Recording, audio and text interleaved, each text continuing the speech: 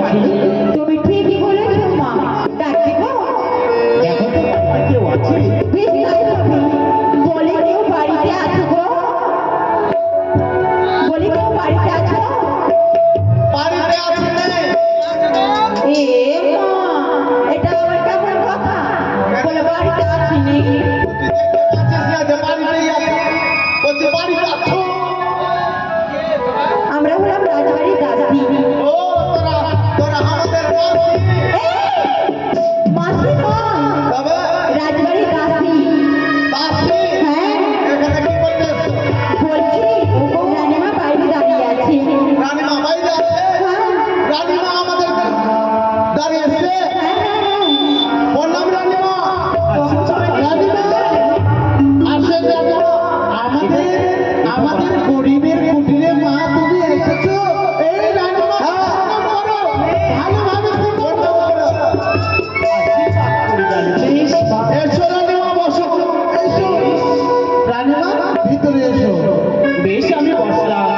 রানীমা, জালু মালু বলো তো, হ্যাঁ মা, এই বাড়িটা কার গো?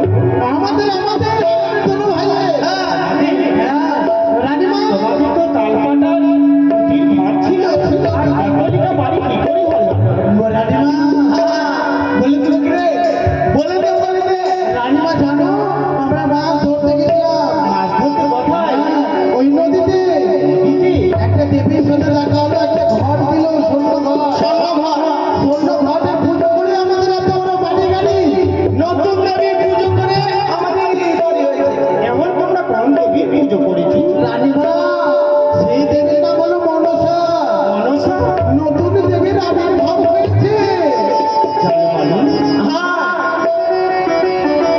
এই দেবীর পুজো করে তোমরা আজ অটলিকা বাড়ি। হ্যাঁ রানীমা। রানীমা, এই দেবী এমন দেবী, যদি সেই দেবীর যদি পবিত্র মনে পুজো করলে তাদের মনের আশা পূর্ণ করে। বেশ, আমারও ইচ্ছা রয়েছে এই নতুন দেবীর পুজো করার। ও তোমরা ওই ঘরখানা আমায় দাও। দেব মা, কিন্তু আগে তো নদী দিয়ে স্নান করে আসো, পবিত্র মনে পবিত্র দেহ নিয়ে যেতে হবে, মস্তকে নিয়ে, তারপরে যেতে হবে। ও দাসী,